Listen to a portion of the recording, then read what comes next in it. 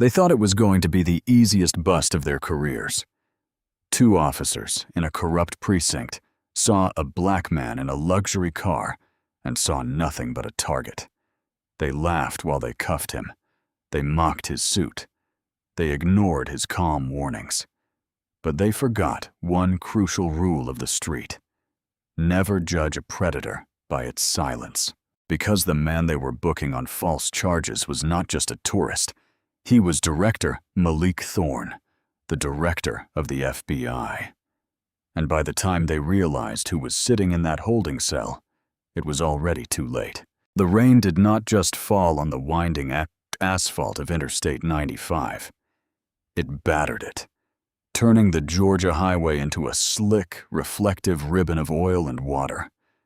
Director Malik Thorne adjusted his grip on the leather steering wheel of his 1967 Shelby GT 500. He was not in the armored Suburban that usually ferried him from the J. Edgar Hoover building to the White House. He was not wearing the earpiece that connected him to 1,000 agents. Tonight, he was simply Malik, a man driving home from his father's funeral in Savannah, trying to outrun grief on a lonely stretch of road. He checked his speedometer, right at the posted limit. He was meticulous. He had to be. A black man driving a classic muscle car worth more than most houses in this part of the county did not have the luxury of speeding. Then the lights cut through the darkness, blue and red, flashing with aggressive urgency in his rearview mirror. Malik sighed, the sound heavy in the quiet cabin. He signaled, slowed down gradually, and pulled onto the muddy shoulder, keeping his hands visible at the 10 and 2 position. He rolled the window down as the cruiser pulled up behind him, its spotlight blindingly bright, reflecting off his side mirror and stinging his eyes. He waited. Procedure dictated the officer approach, but they let him sit there for an uncomfortably long time. A power play. Finally, a shadow loomed at the window.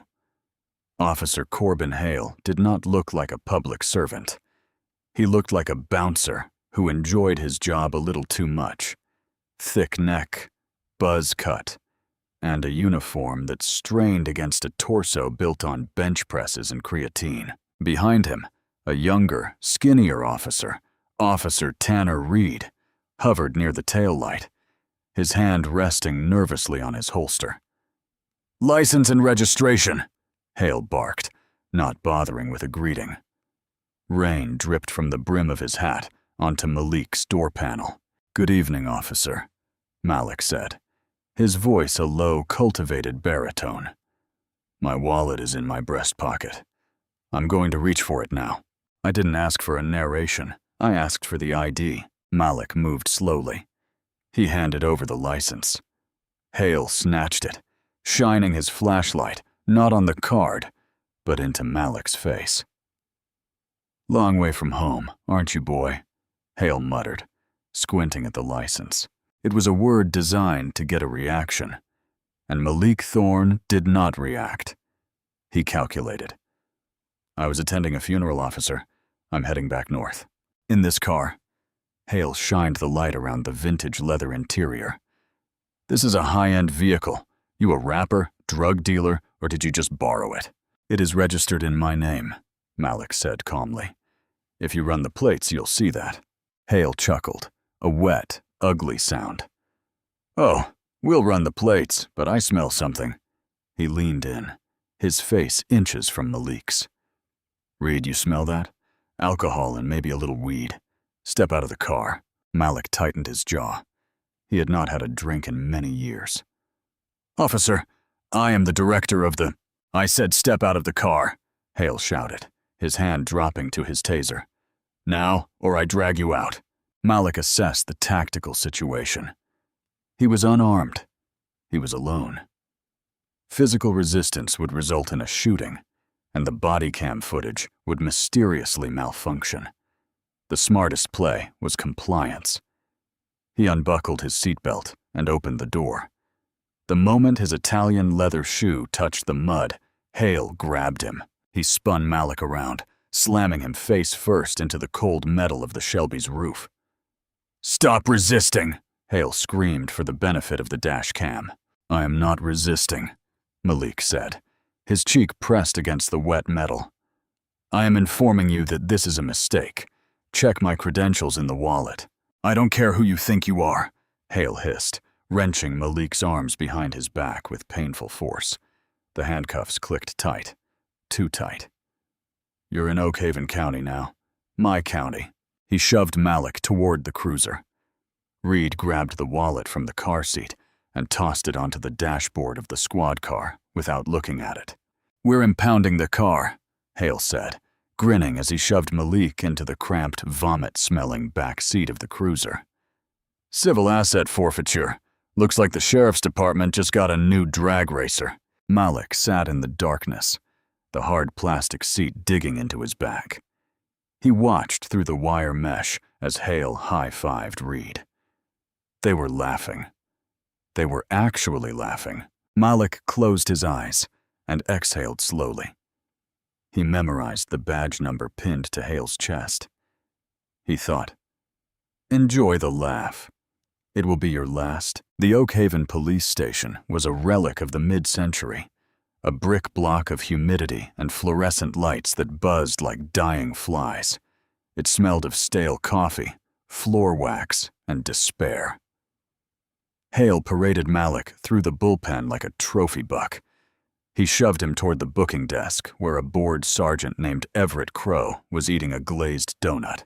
"What do we have here?" Crow asked, wiping sugar off his mustache. "DUI, resisting, assault on an officer." Hale recited the litany of lies with practiced ease. "And he was driving a stolen Shelby." "It is not stolen," Malik said. His suit was muddy, his hair wet, but he stood with a posture that made the room feel smaller. "And I demand my one phone call immediately." Hale laughed, slapping the counter. "You hear that, Sarge?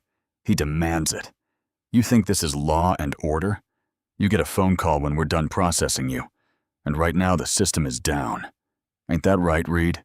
Reed, standing by the water cooler, looked at his feet. Yeah, system's slow tonight. Empty your pockets," Crow commanded. Malik could not. His hands were still cuffed. Hale jerked him forward and began rifling through his pockets. He pulled out a sleek government-issue encrypted smartphone. "Fancy phone," Hale sneered. "Burner?" "That is federal property," Malik said. "If you attempt to unlock it, you will trigger a lockout protocol that will alert the nearest field office." Hale stared at him, then burst out laughing. The sound echoed off the cinder block walls. "Federal property. Who are you, James Bond? You're a drunk driver in a stolen car, pal." He tossed the phone into a plastic bin with a clatter. Next came the wallet. Hale flipped it open. He bypassed the badge section, going straight for the cash. He pulled out several $100s. "Look at this, Reed. Drug money." "Look behind the flap," Malik said quietly. Hale frowned. He flipped the leather flap of the wallet. Behind the driver's license was a gold shield. Not a local tin star, but a heavy, intricate gold shield with the eagle at the top. Below it, a laminated ID card. Federal Bureau of Investigation. Director. The room went quiet for a heartbeat. Hale squinted at it. Then he snorted. "You gotta be kidding me. A fake badge. You really went all out." "It is not a fake," Malik said. "I am Director Malik Thorne. You need to call the Atlanta field office. Ask for Special Agent in Charge, Julian Shaw. Tell him you have me in custody." Hale looked at Crow. Crow looked at the badge, then back at Malik. For a second, doubt crept into the sergeant's eyes, but the cognitive dissonance was too strong. In their world, a black man in a muddy suit on a Friday night was not the head of the FBI. He was just a perp with a good prop. "I've seen better fakes at the flea market," Crow decided, tossing the wallet into the bin. "Add impersonating a federal officer to the charge sheet. That's a felony." Malik stared at Crow. He did not blink. "You are making a catastrophic error, Sergeant." Print him, Crow ordered. They dragged him to the fingerprint scanner. Hale forced Malik's thumbs onto the glass, pressing down hard enough to bruise. Name? Crow asked, typing on the ancient computer. Malik Thorne, the computer word. A loading bar crawled across the screen. System's going to flag him as a John Doe, or show his rap sheet from whatever hood he crawled out of, Hale bragged. The computer beeped. A red box popped up on the screen. Access denied. Classified record. Level 5 security clearance required. Crow frowned, tapping the enter key. What the hell? It says access denied. Piece of junk computer, Hale said. It's glitching again. It is not a glitch, Malik said. His voice dropped an octave, cutting through the hum of the room. It is a firewall. My biometrics are flagged in the NCIC database to prevent local law enforcement from accessing my file without authorization, because my file contains national security intelligence. Hale grabbed Malik by the collar, slamming him against the cinder block wall. Listen to me, you lying piece of trash. You think you can scare us with some tech talk? You're going into the hole and you're staying there until morning. Let's see how level 5 you feel after a period without basic comforts. Malik looked into Hale's eyes. He saw the pupil dilation, the sweat on the upper lip. This man was a bully, and bullies were terrified of things they did not understand. Officer Hale, Malik whispered. There is a GPS tracker in the heel of my right shoe. It sends a ping at regular intervals. If I remain stationary for too long, a tactical recovery team is deployed. You do not have much time left to fix this. Hale hesitated. He looked down at Malik's shoes. They were covered in mud, but clearly expensive. Then the arrogance returned. Nice try. Hale dragged Malik toward the holding cells. He opened the heavy steel door of cell 4 and shoved the director of the FBI inside. Malik stumbled, catching himself before he hit the concrete bench. The door slammed shut. The lock clicked. Not much time left, Hale taunted through the bars.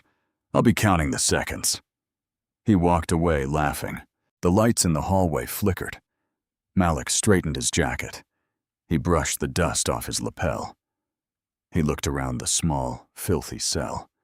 There was one other occupant, a scrawny young man with tattoos on his neck, sitting in the corner, staring at Malik with wide eyes.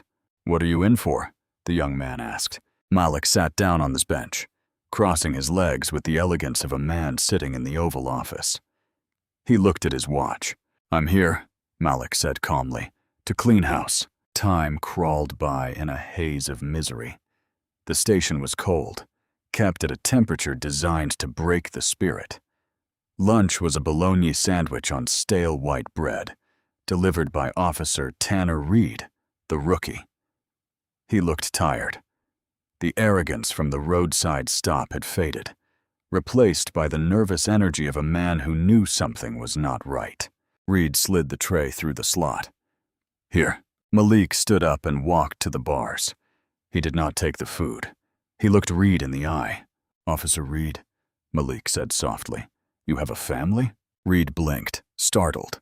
That's none of your business. I see the ring. A simple gold band, not expensive. You're young, likely saving up for a house. Maybe a baby on the way. Reed shifted his weight. Quit talking. Officer Hale is going to prison, Malik stated, as if reading a weather report. He falsified a police report. He assaulted a federal officer. He violated Title 18, Section 242 of the United States Code, deprivation of rights under color of law. That carries a significant sentence. Reed laughed nervously. You're crazy. You're just a drunk. I have not had a drink in many years, Malik countered. Reed, listen to me. When the investigation starts, they will look at the logs. They will see you were there. If you stay silent, you'll go down with him. You'll lose the badge. You'll lose the pension. You'll lose the house you're saving for. Reed's hand trembled slightly on his belt. Google my name, Malik whispered. Just do that one thing. Go to the bathroom, take out your phone, and search Malik Thorne, FBI. If I'm lying, I'm just a crazy old man in a cell. But if I'm telling the truth, you need to decide which side of the bars you want to be on, Reed. Reed! Hale's voice boomed from the bullpen. Stop flirting with the prisoners. Reed jumped. He looked at Malik one last time, fear swimming in his eyes, and hurried away. Time passed with agonizing slowness. Malik did not sleep. He spent the time memorizing details. The peeling paint on the ceiling. A violation. The lack of running water in the cell sink. Another violation. The sounds of Hale verbally abusing a woman brought in for shoplifting. Evidence of a pattern. He was building a case file in his mind. On the morning of his arraignment, the storm had broken. Sunlight streamed through the high barred windows, illuminating the dust motes dancing in the stale air. The heavy steel door clanged open. "Wakey, wakey, sunshine!" Hale shouted, banging his baton against the bars. "Court day! Time to see the judge. Hope you like maximum security because with your attitude, you're not making bail." They cuffed Malik's hands and feet. They chained him to the young man named Kai and 3 other prisoners, men who looked defeated, broken by a system that treated them like cattle. As they led Malik out to the transport van, he saw Reed standing by the dispatch desk. Reed looked pale. He was staring at Malik with a mixture of horror and paralysis. He had Googled the name, and now he was terrified. Malik caught Reed's eye and gave a nearly imperceptible nod. "Do the right thing, son." Hale shoved Malik into the back of the van. "Move it, Director," he mocked. The doors slammed shut. The van lurched forward.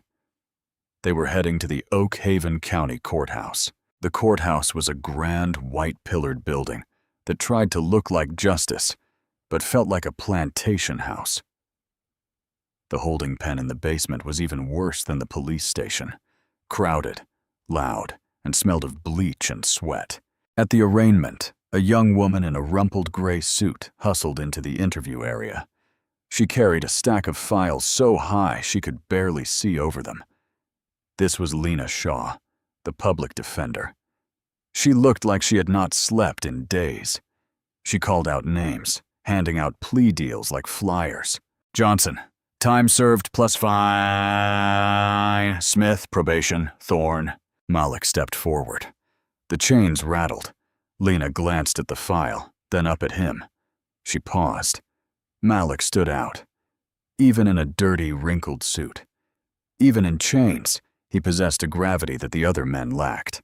"You're Malik Thorne?" she asked, adjusting her glasses. "I am." She flipped through the paperwork. "Okay, Mr. Thorne. They threw the book at you. DUI, resisting, assault on an officer, impersonating a federal agent. The DA, Mr. Preston Hale, is pushing for a high bond. He says you're a flight risk because of the out-of-state license." She sighed, rubbing her temples. "Look, here's the reality. It's your word against Officer Hale's. And in this town, Hale wins. The impersonating charge is the sticky one. If you plead guilty to the DUI and resisting, I can get them to drop the felony impersonation. You do some time, pay a fine. Go home." "No," Malik said. Lena looked up, surprised. "Excuse me. I will not be pleading guilty to crimes I did not commit, and I will not require your services for a plea bargain. I require you for one specific task." "And what is that?" Lena asked. Her patience thinning. "I need you to look at my file, specifically the copy of the driver's license they photocopied. Look at the address." Lena frowned, but flipped to the copy of the license. The address read 2000 Pennsylvania Avenue, Washington, D.C. She paused. "Wait, that's the mailing address for the J. Edgar Hoover building." Malik said, "Now, Miss Shaw, please take out your smartphone. I can't use my phone in here. It's against protocol." "Do it." Lena hesitated, then pulled out her phone, shielding it from the bailiff. She typed in the name. Her eyes went wide. She looked at the phone, then at the man in chains standing before her, then back at the phone. The official FBI biography page showed a man in a tuxedo, stern-faced, shaking hands with the president. The man standing in front of her was muddy and unshaven, but the eyes were identical. "Oh my God," she whispered, the blood draining from her face. "You really are." "Miss Shaw," Malik said, his voice low and urgent. "You are currently the only competent legal representation I have. I need you to go into that courtroom and demand an immediate dismissal. If the judge refuses, I want you to step back and let me speak." "They arrested the director of the FBI," she stammered. "Does anyone else know?" "Officer Reed knows, but he is too afraid to speak. Officer Hale thinks it is a joke. Judge Marcus Grant is about to find out it is very real." Judge Marcus Grant hated federal interference. He was an old-school boy. He ran this court like a kingdom. "Then the king," Malik said, "is about to be dethroned." "All rise!" the bailiff bellowed. They were marched into the courtroom. It was packed. Monday morning arraignments were a spectator sport in Oak Haven. Judge Grant sat on the bench, a man in his later years with a face like a dried apple and a shock of white hair. He looked bored. "Case number whatever. State versus Malik Thorne." Malik was led to the podium. Lena Shaw stood beside him. She was trembling visibly. District Attorney Preston Hale stood up.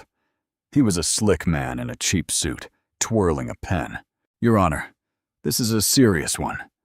Defendant was doing 55 in a 54. When stopped, he became belligerent, assaulted Officer Hale, and then presented a fake badge claiming to be the director of the FBI. He paused for laughter from the gallery, but none came. "We are asking for bail to be set at a high amount." Judge Grant peered over his spectacles at Malik. "The director of the FBI, huh? That's a new one. Usually you boys claim to be sovereign citizens." The gallery chuckled. Hale, sitting in the front row, smirked and crossed his arms. "Your Honor," Lena Shaw squeaked. She cleared her throat. "Your Honor, I move for immediate dismissal of all charges." Grant frowned. "Dismissal? On what grounds, Miss Shaw? Did the dog eat the evidence?" "On the grounds of mistaken identity and unlawful arrest," Lena said, gaining a little confidence. "And Your Honor, I believe the defendant's claim regarding his employment is verified." "Verified?" Grant laughed. "Miss Shaw, did you hit the bottle this morning? You think the head of the Federal Bureau of Investigation is driving a muscle car through Oak Haven, Georgia?" "May I speak, Your Honor?" Malik asked. His voice filled the room, resonant and commanding. "You speak when spoken to, boy," Grant snapped. "I am not a boy, Judge Grant," Malik said, straightening his spine. The chains clinked, but he wore them like jewelry. "I am the United States Director of the Federal Bureau of Investigation. I was held incommunicado for a period in violation of habeas corpus. My civil rights have been violated. My federal clearance has been ignored. And right now, there is a very high probability that a federal task force is tearing apart your county looking for me." Grant's face turned beet red.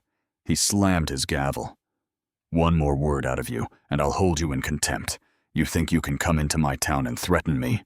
I don't care if you're the King of England. In this room, I am the law." "You are an administrator of the law," Malik corrected. "You are not above it." "Contempt!" Grant screamed. "Add it to the pile. Mr. Hale, I'm setting bail at a very high amount. Take him away." Hale stood up, grinning. He reached for his belt to grab the keys for the transport. "You're going to rot, Thorne," he whispered as he approached the defense table. Malik looked at the clock on the wall. The storm had cleared hours ago.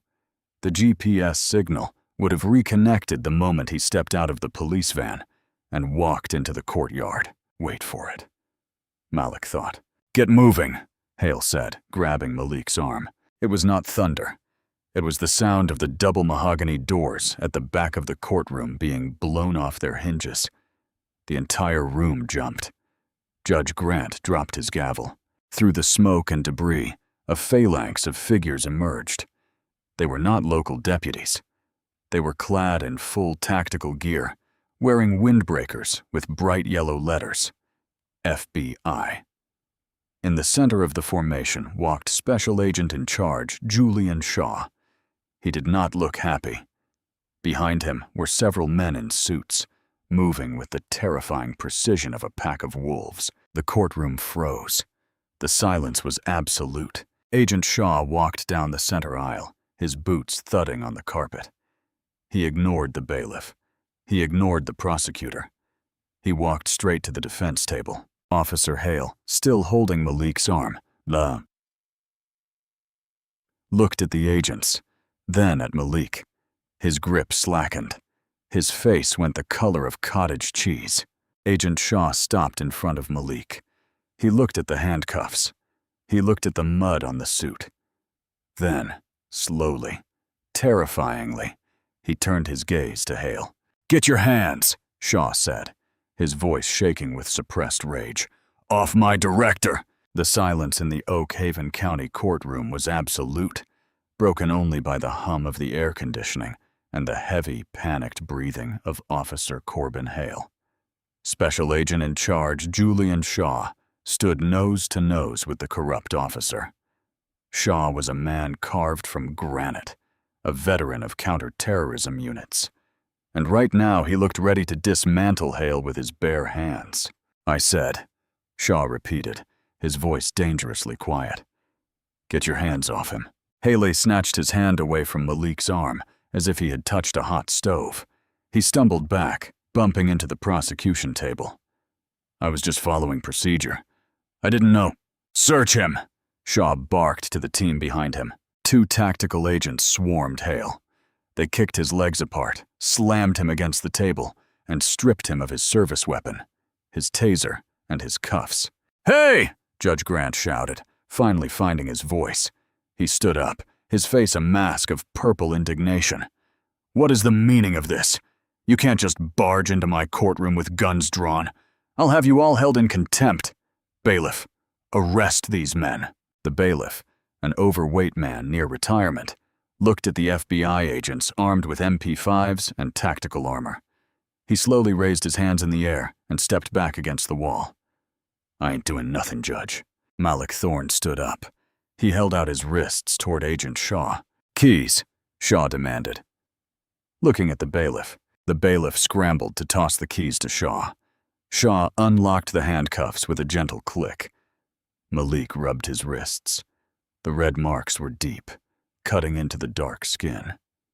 Malik looked at his hands, then turned to the gallery.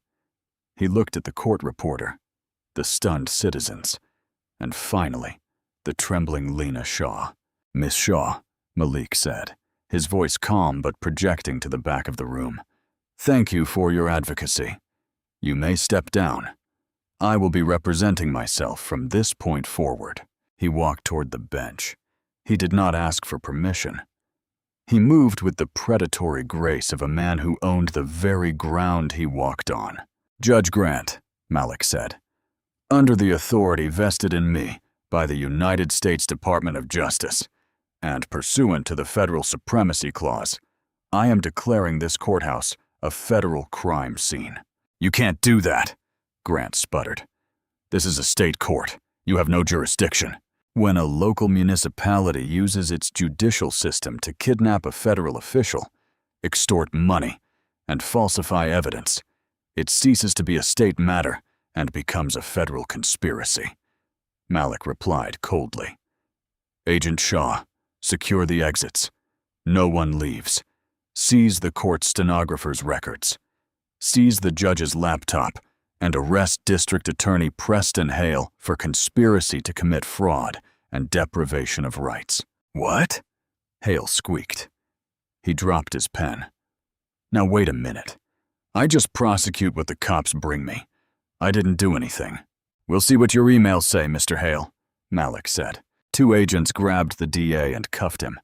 He began to weep, loud, ugly sobs that echoed in the high-ceilinged room.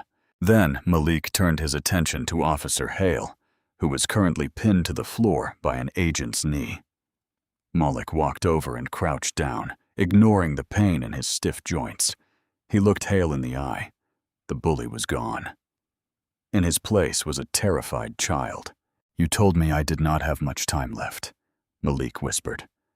"I apologize for being late. Traffic was murder." "Please," Hale gasped. "I have a family. I made a mistake." "You didn't make a mistake, 492, Malik said, using the badge number. "You made a lifestyle, and today the bill comes due." Malik stood up and brushed the dust from his knees. "Get him out of my sight. Take him to the federal holding facility in Atlanta. Do not process him here. I don't want his friends losing the paperwork." "Yes, sir." As they dragged Hale out, he screamed, "Reed! Reed! Tell them! Tell them we were just doing our job!" Malik looked around the room. He spotted Officer Tanner Reed standing by the side exit, looking like he was about to vomit. "Officer Reed," Malik called out. The room went deadly silent. Reed froze. "Come here," Malik commanded. Reed walked forward, his legs shaking. He stopped in front of the director. "Give me your badge and your gun," Malik said. Reed unclipped his holster and unpinned his badge. He handed them over with trembling hands. Am I going to jail, sir?" Malik looked at the young man. He saw the terror, but he also remembered the sandwich. He remembered the hesitation. "That depends," Malik said, "on how much you want to talk." The Oak Haven police station had been transformed. Gone was the sleepy, corrupt atmosphere of the previous days. The station was now a hive of federal activity. The FBI Mobile Command Unit was parked out front. Agents in windbreakers were carrying boxes of files out of the archives. The glitchy computer system was currently being dissected by cyber forensic specialists. Malik Thorne sat in the chief's office. Chief Harlan Mercer, a heavy man who had been fishing when the raid happened, was currently handcuffed to a chair in the hallway, watching his empire crumble. Malik had showered in the locker room and changed into a fresh suit brought by his team. He sat behind the chief's mahogany desk, drinking a cup of high-quality tea that Agent Shaw had miraculously procured. "Status report," Malik said. Agent Shaw stood before the desk. "Sir, we've cracked the server. It's worse than we thought. They have a quota system for civil asset forfeiture. They target out-of-state plates, specifically luxury cars. They book the drivers on DUI, impound the cars, and then auction them off to a shell company owned by the judge's brother-in-law. They split the profits." Malik nodded. "Classic racketeering. RICO statutes will apply. How many victims?" "Going back years, hundreds. Most just pay the plea deal and leave because they can't afford to fight it. You were the first one to say no. And the drugs. We found a stash in Hale's locker. Cocaine, marijuana, meth, all pre-bagged for planting on suspects. We matched the batch numbers to evidence from dozens of other cases." "Good," Malik said. "Bring me Hale." They did not bring Hale to an interrogation room. They brought him to the chief's office. Hale was in an orange jumpsuit now. The irony was palpable. He shuffled in, shackles on his ankles. He looked small, deflated. Malik gestured for the agents to leave them alone. "Sit," Malik said. Hale sat. He would not look Malik in the eye. "Look at me," Malik commanded. Hale looked up. His eyes were red-rimmed. "Do you know why I'm the director?" Malik asked softly. Hale shook his head. "Because I hate bullies," Malik said. "I grew up in a neighborhood where cops like you terrorized my father. I watched men like you take a hard-working man's dignity just because you could. I swore that if I ever got the power, I would use it to crush that kind of rot." Malik slid a file across the desk. "This is your life, Corbin. Every text message you sent, every GPS log from your cruiser. We know about the skimming. We know about the fake overtime. We know about the woman you assaulted years ago who was too scared to file a report." Hale began to cry. "I can cut a deal. I can give you the chief. I can give you the judge." Malik leaned back, steepling his fingers. We already have the chief. We already have the judge. Reed sang like a bird. He gave us everything. Dates, times, locations. Reed is going to walk away with probation and a new career in security because he showed a shred of humanity. You don't have anything to trade. Hale's face crumpled. Please, Director, I was just… You were just what? Malik's voice hardened. Just having fun? You laughed, Corbin. That's what sticks with me. You laughed while you ruined lives. You laughed while you took a father away from his children. You laughed while you stole money meant for groceries. Malik stood up and walked to the window, looking out at the town of Oakhaven. There is no deal, Malik said, his back to the prisoner. You are going to be indicted on dozens of counts of federal corruption, kidnapping, and civil rights violations. You will go to a maximum security federal prison. And you know what happens to dirty cops in federal prison, Corbin. Hale was sobbing openly now, his head in his hands. They don't have a very good time, Malik whispered. Get him out of here. Agents entered and dragged the weeping man away. Malik watched him go. He felt no joy, only the heavy, grim satisfaction of a job done. Sir, Agent Shaw poked his head in. We have one more thing. The impound lot. My car? Malik asked. Yes, sir. But you should see this. Malik followed Shaw out to the back lot. The rain had started again, a light drizzle cleaning the grime off the city. There, in the center of the impound lot, was the 1967 Shelby GT500. But it was not alone. Surrounding it were dozens of other cars. A Porsche with Florida plates, a vintage Mercedes with New York tags, a family RV from Ohio, all stolen by the department, all waiting to be sold. And standing next to the Shelby was a young woman. She was crying, holding a set of keys. Who is that? Malik asked. That's Elena Santos, Shaw said. They took her car days before they took yours. She's a nurse. She was moving for a new job. Everything she owns is in that trunk. They told her it was evidence and she'd never see it again. Malik walked over to her. She looked up, frightened by the suits and the guns. Miss Santos, Malik asked gently. Gently, she nodded. I am Director Thorne with the FBI. Is this your vehicle? Yes, she sniffled. Are you going to take it away? Malik smiled. It was the first time he had smiled in days. No, ma'am, he said. I'm here to give it back and to tell you that the men who took it will never bother anyone again. He turned to Shaw. Process every car in this lot. Find the owners. Return them. If there are fees, the FBI pays them and bills the county. If there are damages, we sue the sheriff's estate. Yes, sir. Malik walked over to his Shelby. He ran a hand along the muddy fender. It was dirty, but it was still beautiful. He opened the door and slid into the driver's seat.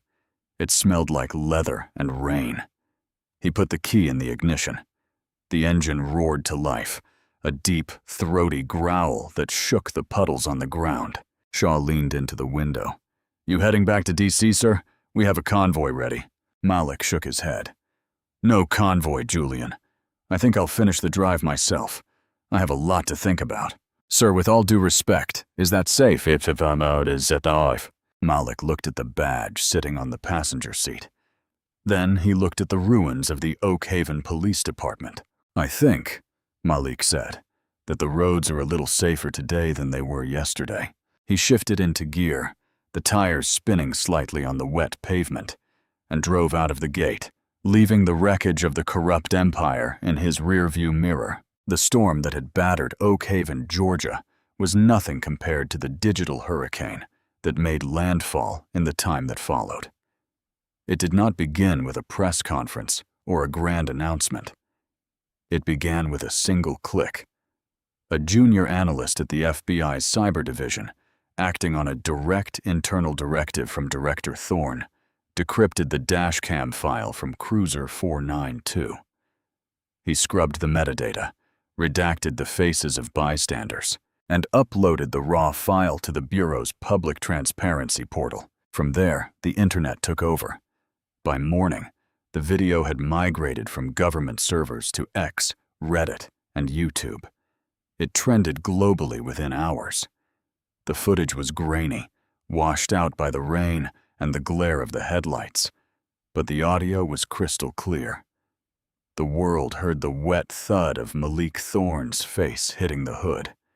They heard the sickening click of the handcuffs, but mostly they heard the laugh, that wet, arrogant, dismissive laugh of Officer Corbin Hale, FBI director arrested in Georgia corruption sting. The headline did not just crawl across the bottom of news screens. It dominated the cycle. The sheer absurdity of the situation, a small-town bully accidentally mugging the top law enforcement officer in the country, struck a nerve. It was a story of hubris that felt almost biblical. In Washington, D.C., inside the J. Edgar Hoover building, Malik Thorne sat in his office. His desk, usually covered in intelligence briefings on foreign terror cells, was now stacked with letters from Oak Haven, not from officials, but from citizens, people who had lost their savings, their cars, and their dignity to the same racket that had tried to break him. Agent Shaw stood by the window, watching the press swarm the gates below. "The governor of Georgia is on line 1, Shaw said, checking his tablet. "He's apologizing again, and the Senate Judiciary Committee just moved your hearing up. They're calling it the Oak Haven incident." Malik turned his chair around, looking at the white dome of the Capitol building in the distance. His face was stoic, but his eyes burned with a cold, focused fire. "Let the governor wait," Malik said, his voice low. "And tell the committee I'll be there. I have a few things I need to say on the record."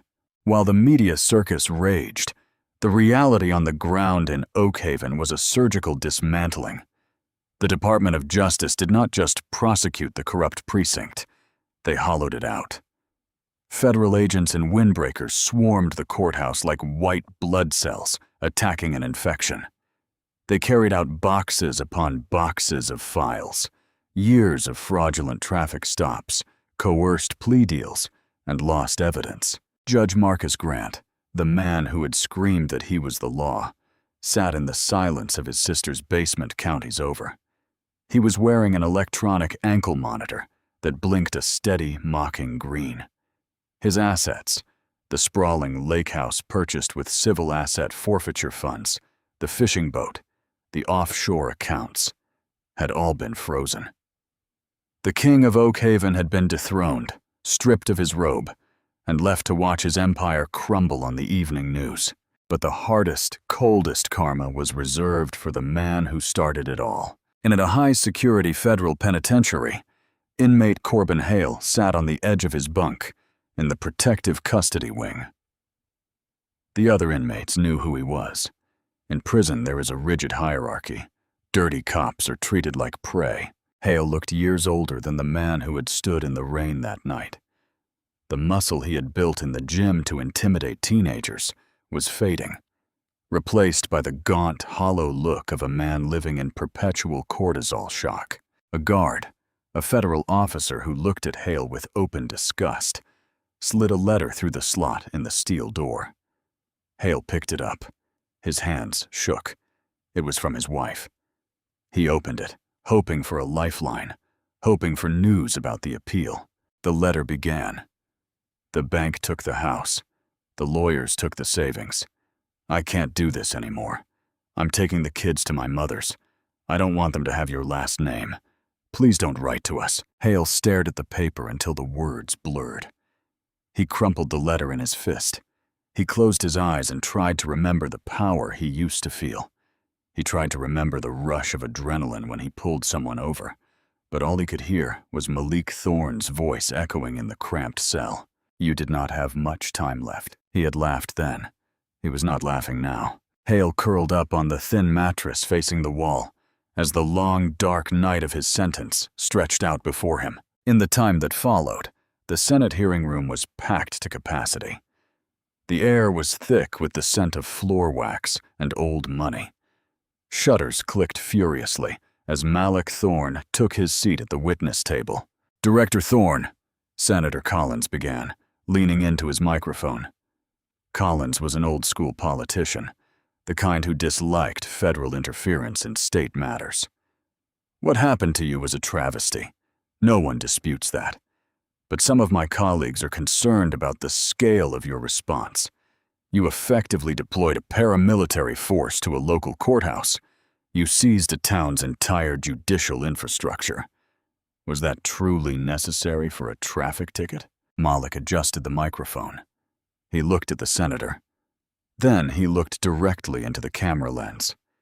He was speaking to the millions of Americans watching at home, the teachers, the truck drivers, the nurses. "Senator," Malik said, his voice resonant and steady, "when those officers stopped me, they did not check my record.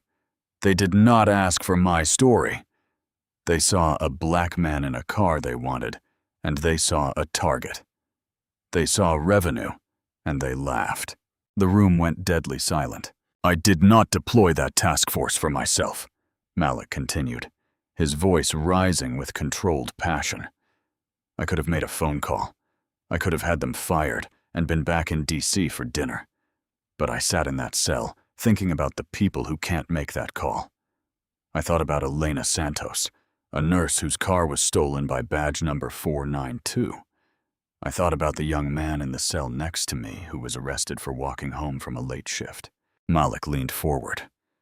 "I deployed that force to send a message, Senator. The message is that the badge is a shield to protect the innocent, not a sword to rob them. And if you stain that shield, if you use the color of law to conduct a criminal enterprise, there is no shadow deep enough to hide you. We will find you. We will expose you. And we will stop you." The clip of that speech did not just go viral. It became a movement. In the time that followed, Congress passed sweeping police reform legislation. It mandated federal oversight for all local civil asset forfeiture, required body cams to be live-streamed to secure tamper-proof servers, and created a dedicated FBI division specifically to investigate small-town corruption. On a warm evening, the noise of Washington felt a world away. Malik Thorne drove the 1967 Shelby GT500 down to the banks of the Potomac River. The car was pristine. The mud was gone. The paint gleamed under the streetlights, and the engine purred with a deep, throaty rhythm. He parked it by the water's edge and got out, leaning against the hood, watching the moonlight dance on the dark water. A few minutes later, a modest Honda Civic pulled up alongside him. A woman stepped out, still wearing her scrubs from a long shift at the hospital. It was Elena Santos. "Director Thorne?" she asked. Hesitating, Malik smiled, a genuine, warm smile that reached his eyes. "Miss Santos, please call me Malik. I'm glad you could make it." "I'm in town visiting family," she said, looking at the Shelby. She ran a hand over the fender, a look of disbelief on her face. "You know, when they took my car, I thought my life was over. It sounds stupid. It's just a machine, but it was my freedom. I couldn't get to work. I couldn't pay rent. I felt so small, like I didn't exist." "I know the feeling," Malik said softly. "Powerlessness is a heavy weight." Elena looked up at him, tears welling in her eyes. "You showed up. You didn't just get the car back, Malik. You gave me my life back. You gave a lot of people their lives back." Malik looked out of the river. He thought about the long road that had led him here, from the streets where he grew up, to the director's chair, and finally to that muddy roadside in Georgia. "That's the job, Elena," he said. "Sometimes you have to walk through the mud to find the gold, but you never let the mud stain you." She hugged him. It was not a formal handshake. It was a hug of shared trauma and shared victory. "Thank you," she whispered. "Drive safe, Elena," he said. He watched her get into her car and drive away, her taillights fading into the city. Malik turned back to the Shelby. He opened the door and slid into the leather seat. It smelled of rain and gasoline, the smell of the road. He checked the rearview mirror. There were no flashing lights, no shadows, just the open road and the future. He turned the key. The engine roared to life, a sound of freedom, a sound of power, and most of all, a sound of justice served. Malik Thorne put the car in gear and drove into the night, a guardian watching over the dark. Malik Thorne's story is not just a drama. It is a warning shot across the bow of corruption. It reminds us that authority without accountability is nothing more than tyranny in a costume. Officer Hale and Judge Grant learned the hard way that you never truly know who you are messing with, and that arrogance is often the precursor to a devastating fall. But the real victory was not the arrest. It was not even the prison sentences. The real victory was the reform. It was the reminder that justice, while sometimes slow, is always watching. Malik proved that one man armed with the truth and an iron will can dismantle a system that everyone else thought was untouchable. If this story of justice and hard-hitting consequences resonated with you, please take a moment to like it, to help share it with more people. Share this with someone who needs to hear a story of real-world accountability. And most importantly, if you want more compelling stories like this, subscribe and ring the notification bell. Your support allows us to keep telling the stories that matter.